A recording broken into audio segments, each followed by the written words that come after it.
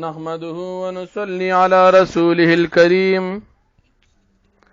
أما بعد فأعوذ بالله من الشيطان الرجيم بسم الله الرحمن الرحيم وإذ أخذ الله ميثاق النبيين لما آتيتكم من كتاب وحكمة ثم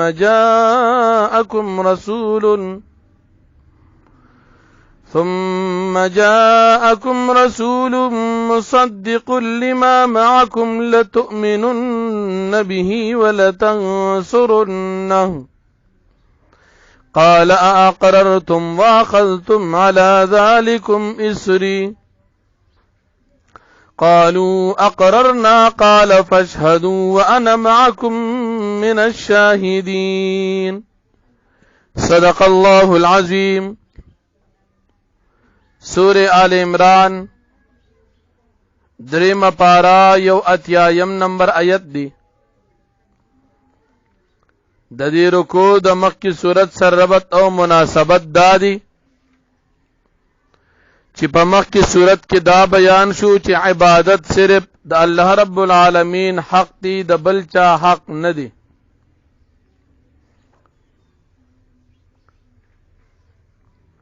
په دې رکوع کې الله جل شانه د انبیاء کرام علیهم السلام یو وعده یو عهد او میثاق ذکر کړي او د دې سره سره الله رب العالمین د خپل وحدانیت په باره کې حکم فرمایي. نو په مخکې صورت کې د الله رب العالمین حق عبادت بیان شو او په دې رکوع کې د الله رب العالمین حق توحید بیانېږي. یا په مخکې رکوع کې د الله رب العالمین حق عبادت بیان شو او په دې رکوع کې د انبیاء کرام علیهم السلام حق د دوی تابعداري او په دوی باندې ایمان راوړل ذکر کیږي. نو په مخکې رکوع کې حق او دې رکوع کې حق، یا په مخکې رکوع کې د الله حق عبادت او په دې رکوع کې د الله حق توحید ذکر کیږي. الله رب العالمین انسانان ندری وادي اخیستری.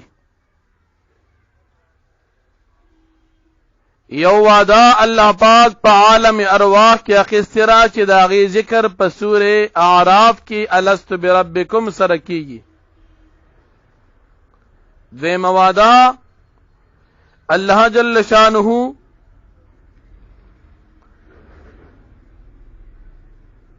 د اهل کتاب ذکر کوي چې تمام اهل کتابنا د نبی کریم صلی الله علیه وسلم په باره کې وعده اخیستل شوی. وَإِذْ أَخَذَ اللَّهُ مِيثَاقَ الَّذِينَ أُوتُوا الْكِتَابَ لَتُبَيِّنُنَّهُ لِلنَّاسِ وَلَا تَكْتُمُونَهُ. نو دویم وعده د اهل کتابنا اخیستل شوی ده او دریم وعده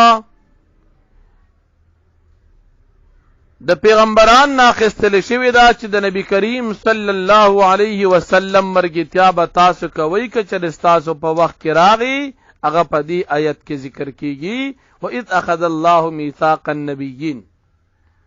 درې وعده الله پاک ذکر کړی دي. یو وعده د تمام انسانانو، دیم وعده د اهل کتاب چې هر پیغمبر د خپل قوم نه وعده اخیسترا د نبی علیہ الصلوۃ والسلام په باره کې، او دریم وعده الله پاک هغه په دې آیاتونو کې ذکر کوي چې د نورو پیغمبرانو الله پاک ټول وعده اخیستی و د نبی کریم صلی الله علیه وسلم په باره کې.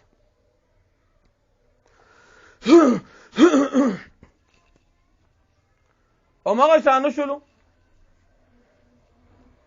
د معراج په شپه کې چې نبی کریم صلی الله علیه وسلم الله رب العالمین پیغمبر وړاندې کو د امامت د پاره،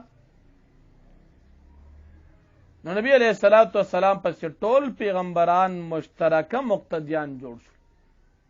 اوس دا وعده الله پاک د پیغمبرانو د نبی علیہ السلام په باره کې کله اخیستی و؟ نو د دې په باره کې حضرت تانوی سے فرمایي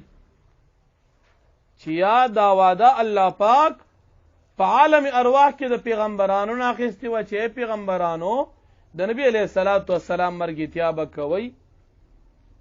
نو په عالم ارواح کې دا وعده اخیستل شي و او یا دا وعده په دنیا کې د هر پیغمبر نه په وحی سره اخیستل شوی دا چې نبی علیہ السلام کې چرستا سو وخت کې اخیری پیغمبر راغی مرګتیا به کوي.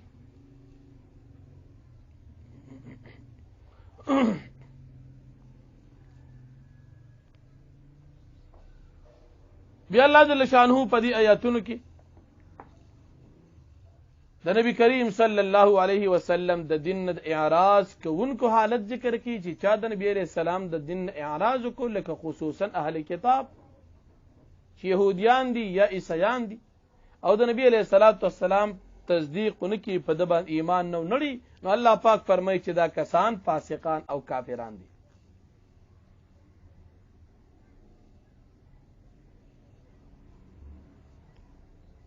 او بیا الله رب العالمین خپل بندگی ذکر کی چې زما بندگی تمام مخلوقات کوي، کاغه پزمکه باندې دي که پاسمانو کې دي، څوک د مجبورې نه کوي او څوک په خوشاله باندې کوي. ها البته کافران دي، په تمام مخلوق کې صرف کافران داسې دي چې هغه زما مخالفت او نافرمانی کوي، نو ټول زما تابعدار دي کې انسانان دي که دوی نه علاوه دي.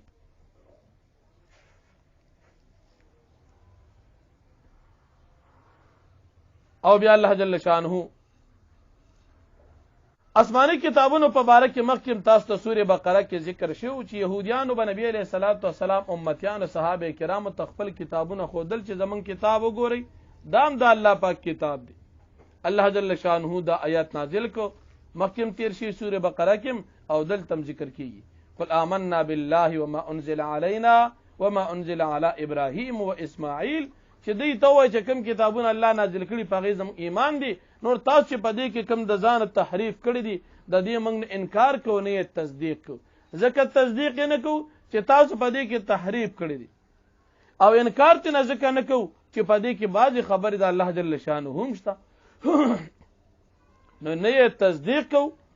او نه یې انکار کوو، بلکې موږ وایو چې موږ پاک کتاب ایمان نه وړی دي چې الله جل شانه نازل کړي دي. او بل په دې آیاتونو کې د کافرانو يهوديان عیسایانو تردید دي. يهوديانو به عیسی علیه السلام پیغمبر نه منو او عیسایانو به موسی علیه السلام پیغمبر نه منو. الله پاک فرمایي چې دوی ته وایي لا نفرق بین احد منهم، موږ په دې پیغمبرانو کې د هیڅ یو فرق نه کوو، ټول پیغمبران موږ منو. داسې نه کوو د یهودو په شان چې د عیسی علیه السلام نه انکار کوو، او داسې نه کوو لکه د عیسایانو په شان چې د موسی علیه السلام نه انکار کوو. نه ټول پیغمبران موږ منو، ټول الله رب العالمین خپل محبوب بندگان جوړ کړي.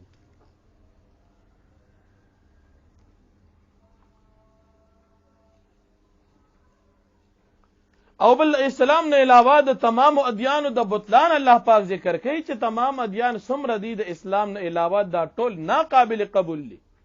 الله پاک فرمایي ومن یبتغي غیر الاسلام دینا فلن يقبل منه،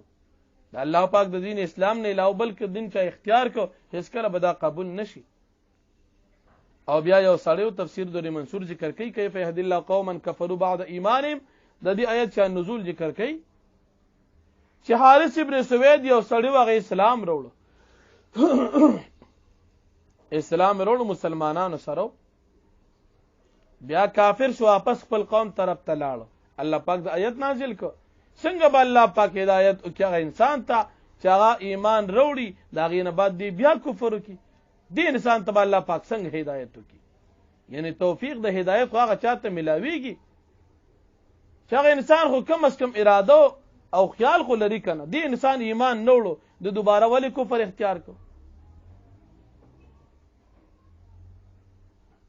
او بل کافران دي د چې د ایمان پرېښو د کفر ته وړېدو، نو دا کفر هدایت وګڼو او هدایت او اسلام واپس ځکه پرېښو دا دته غلط کار شو، نو دې انسان ته الله پاک څنګه هدایت وکړي؟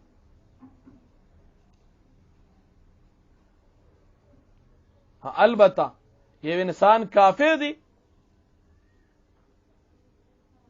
او هغه اسلام راوړو، اسلام راوړل نه بعد دی بیا واپس وړي د کفر ته، که چېرې دی بیا واپس توبه وباسي ایمان راوړي نو دی انسان دا توبه بیا قبلیږي. خو چې ایمان خو دوباره دی راوړي او کنه ایمان راونړو د دې انسانانو توبه هیڅ کله بیا نه قبلیږي. او بلکې انسان چې د وفات کېدو وخت راشي، د وفات کېدو په وخت کې د دې توبه الله پاک نه قبلي. حضرت حسن رحمت الله علیه فرمایي چې يهوديان او نصارا دي کله چې د مرګ وخت راشي دې توبه کوي، خو د مرګ په وخت کې دې توبه بیا نه قبليږي. الله پاک فرمایي لن تقبل توبتهم، د دین مراد د يهوديان عیسایانو توبه ده چې د مرګ په وخت کې توبه واسي، لیکن دا چرته هم نه قبليږي. یا د دین مراد د کفر سره د ګناهونو توبه ده، انسان کفر کوي او د کفر سره د ګناهونو توبه واسي نو د دې کافر توبه د ګناهونو چرته هم دا نه قبليږي. حضرت عبد الله ابن عباس رضی الله عنه فرمایي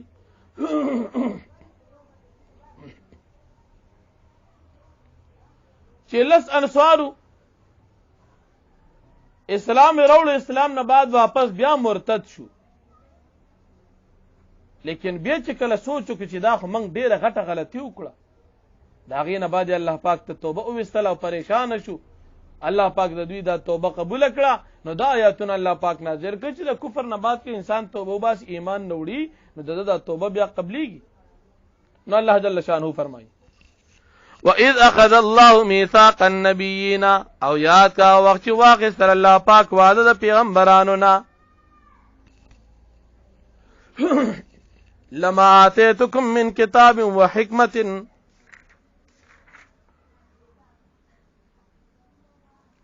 لما دا غص پبارکی آتيتكم من كتاب وحكمة چې ما درکې تاسو سره کتاب او د حکمت او د پوهینا، ثم جاءكم رسول مصدق لما معكم، بیا هر کله چې راشي تاسو تازه ما پیغمبر رسول پیغمبر نبی کریم صلی الله علیه وسلم مراد دی، مصدق تصدیق کون کې ما دا غسو آت معكم چې تاسو سره دي تاسو کتابونو تصدیق کوي، لتؤمنن به خامخا بتاسو تصدیق کوي، ولا تنصرن خامخا بد د مرګتیا کوي، امداد به کوي. قال اقررتم، الله پاک ته تپوس کوي تاسو اقرار وکړو، واخذتم على ذلكم اسري، او تاسو واخذل په دې مضمون د نبی عليه الصلاه والسلام د مرګتیا باندې وعده زما سره. قالو دې ټولو وی اقررنا، منګ اقرار وکړو. قال فاشهدوا، الله پاک فرمایل فاشهدوا، پس تاسو گواو سیږئ، وانا معكم من الشاهدين، او تاسو سره د گواهی ورکوونکو نه يم. فمن تولى بعد ذلك، پس چا چې اراده وکړ پس د دینه، د دې آیت نه مراد يهوديان او عیسایان دي، چا چې اراده وکړ د نبی عليه الصلاه والسلام باندې ایمان راوړلو نه، فاولئک، پس دا کسان چې دي هم الفاسقون، دا کافران فاسقان دي. افغیر دین الله، آیا غیر د دین د الله پاک نه یبغون دوی لټوي، وله اسلم، او د الله تابعدار دي، من غسوک فی السماوات والارض، چې په اسمانونو کې دي او په ځمکو کې دي، توعن په خوشاله سره په خپل اختیار سره، وکرهن او په مجبوری او په ناخوخه سره، و الیه یرجعون، د الله پاک ته واپس کول شي. قل تو فرمای پیغمبر علیہ السلام آمنا بالله، من ایمان نوړي دی په الله پاک باندې، وما انزل علينا، او په کتاب باندې چې نازل شوی دی مونږ ته، وما انزل على ابراهيم، او په چې نازل شوی په ابراهيم عليه السلام، اسماعیل عليه السلام، اسحاق عليه السلام، یعقوب عليه السلام، اولاد د دوی باندې، وما اوتي موسی و عيسى، او هغه چې ورکړی شو موسی عليه السلام او عيسى عليه السلام ته، والنبيون من ربهم، او هغه پیغمبرانو ته چې د رب د طرف نه وتسملو شوی، فاغی ټول باندې زموږ ایمان دی. لا نفرق بین احد منهم، موږ هیڅ فرق نه کوو په مابین د یو کس د دې پیغمبرانو کې، ونحن له مسلمون، موږ خاص د الله پاک تابعدار او داغه تابعدار یو. ومن يبتغي غير الاسلام دينا، او هغه څوک چې غولټي غیر د اسلام نه بل دین، فلن يقبل منه، پس هرگز به قبول نشد نه دا بل دین، وهو في الاخره من الخاسرين، او د انسان به په آخرت کې تاوانیان نه. کیف یهدی الله قوم، څنګه به هدایت کوي الله پاک هغه قوم ته کفرو چې کفر کوي بعد ایمان پس د ایمانونو د دوینا، وشهدوا ان الرسول او دی گواہی ورکړي چې بشک رسول الله سلام حق دارشتنی دي وجاءهم البينات راغلي دي توضیح دلایل د پیغمبر د رسالت او دی نه بعد د ایمان پریک دی کفر ته وړي والله لا يهدي القوم الظالمين او الله پاک هدایت نه کوي قوم ته چې ظالمان دي اولئک ذا کسان چې جزاء بدل دوی د پاره ان علیهم لعنت الله چې بشک یو پدی باندې لعنت د الله پاک والملائکه او د فرشتو والناس د انسانانو اجمعین د ټولو خالدین فیها دیو پدی لعنت کې همیشه د پاره وی لا يخفف عنهم العذاب سپک بنکلی شي د دوی عذاب ولا هم ينذرون او نبدی ته مهلت ورکلی شي الا الذين تابوا مگر کسان چې غي توبه وباسي ایمان وروړو بیا کفر اختیار کو هغه نه بعد بیا توبه وستلا من بعد ذلك پس د کفر نه واصلحوا نیک اعمالک فإن الله غفور رحیم پس بشک الله پاک بخون کې مهربان دی